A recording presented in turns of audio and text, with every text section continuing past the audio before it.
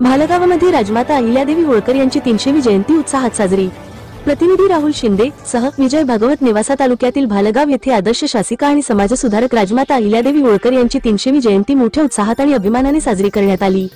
या प्रसंगी ग्रामस्थांनी अहिल्यादेवींच्या प्रतिमेची पूजा करून पुष्पहार अर्पण करत त्यांना मानवंदना दिली। गावात सणासारखा उत्सवाचा माहोल निर्माण झाला होता।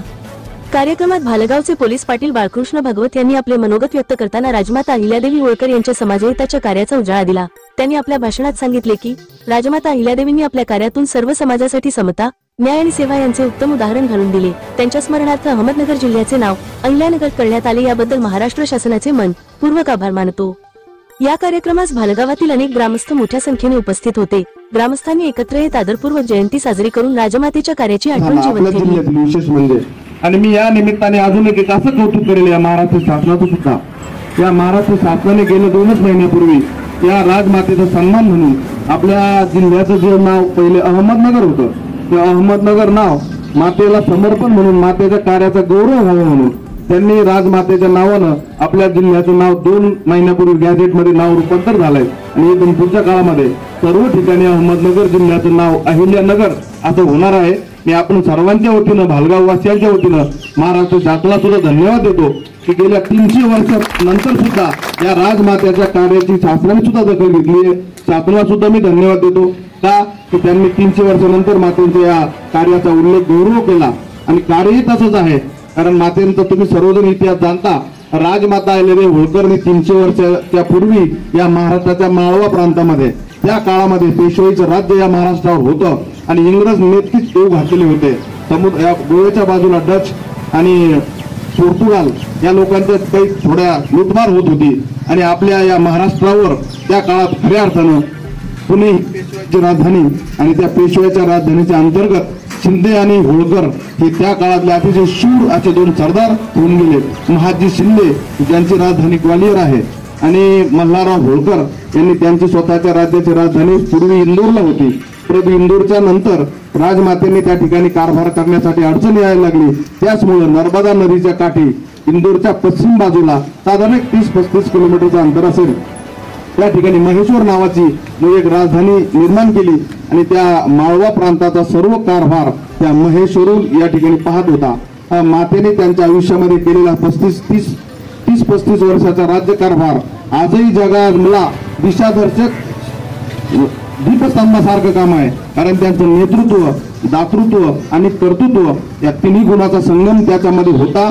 त्यांनी त्या काळामध्ये ज्या ज्या समस्या होत्या त्या गंगेकाठमध्ये थोडक्यात सोरटी सोमनाथ पासून तर जगन्नाथपुरीपर्यंत आणि इकडं कन्याकुमारी पासून तर इकडं केदारनाथ बद्रीनाथापर्यंत या जेवढ्या म्हणून आपल्या ज्या नद्या आहेत त्या नदीच्या काठी 450 ते 500 मंदिरं, त्याच्यानंतर 300 ते 412 आणि त्या काळात जे गावामध्ये पर्यटन म्हणून ज्याला आपण आता भिकारी म्हणू नाही शकत, पण त्यावेळेस पोट उदरनिर्वाह भरण्यासाठी जे भिक्षुकी करून अन्नदान मागायचे आणि जीवन जगायचे त्यांच्यासाठी धर्मशाळा अशा अजोड कार्य त्यांनी त्या ठिकाणी महाराष्ट्रात उभं केलं। नवे महाराष्ट्रात नाही भारतात उभं केलं आणि त्या काळचा इंग्रज अधिकारी जॉन माल्कम असं म्हणतो ही राणी नसून ही जगातली एक दिशादर्शक अशी दातृत्वाची खाण आहे की राणी त्यावेळेस एक सुप्रसिद्ध राणी जगात होऊन गेली, राणी एलिझाबेथ म्हणून। जे तुम्ही इतिहास जाणता पाहता, जे शिकलेत, ग्रॅज्युएट झालेत, त्या लोकांना राणी एलिझाबेथचा इतिहास माहित आहे की राणी एलिझाबेथ बरोबर या राजमातेची त्यांनी तुलना केली।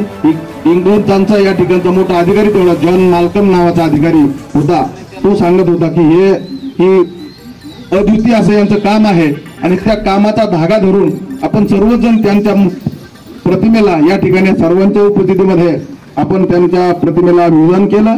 त्यांच्या त्या कार्याचा गौरव आपण या ठिकाणी केला। कार्यातून उतरायचं होऊ शकत नाही, त्यांचं काम हिमालयाच्या उंची एवढं काम आहे, कारण त्यांच्या त्या इतिहासामध्ये 2 लढाया या राजमाता स्वतःच्या नेतृत्वावर लढल्या। त्यावेळेस पुण्याचे जे राघोबा दादा म्हणून एक होते आणि राघोबा दादांनी स्त्रीचं राज्य आहे, आपण इंग्रजांच्या मदतीने त्याच्यावर कब्जा करू असं त्यावेळेस त्यांनी ठरवलं आणि राघोबा दादांनी त्यांची पुण्याहूनची सेना घेतली आणि नर्मदेच्या काठी ते आले आणि त्यांनी त्यावेळेस महाराष्ट्राच्या या माळवा प्रांतावर हल्ला करायचा किंवा माळवा प्रांत काबीज करायचा असं ठरवलं। त्यावेळेस अहिल्यादेवी होळकरने स्वतः त्या सैन्याचं नेतृत्व केलं आणि राघोबा दादाला अतिशय सुंदर असं पत्र लिहिलं। त्यांनी सांगितलं, दादा तुम्ही या जनतेचे, या महाराष्ट्राचे अन्नदाते आहात, छत्रसाल आहात, की तुमच्या दातृत्वावर हा महाराष्ट्र जगतोय, परंतु तुम्ही ज्या बरोबर युद्ध करायला निघलाय ती एक स्त्री आहे आणि त्या स्त्री बरोबर तुम्ही युद्ध करताय. आम्ही जर स्त्री युद्धात हारली तर आमचा अपमान होणार नाही, पण कदाचित जर स्त्रियांच्या हातून राज्यातील आणि देशातील बातम्या पाहण्यासाठी आजच आमच्या महाराष्ट्र न्यूज प्रिन्स या YouTube चॅनलला सबस्क्राईब करा आणि मिळवा नवनवीन अपडेट.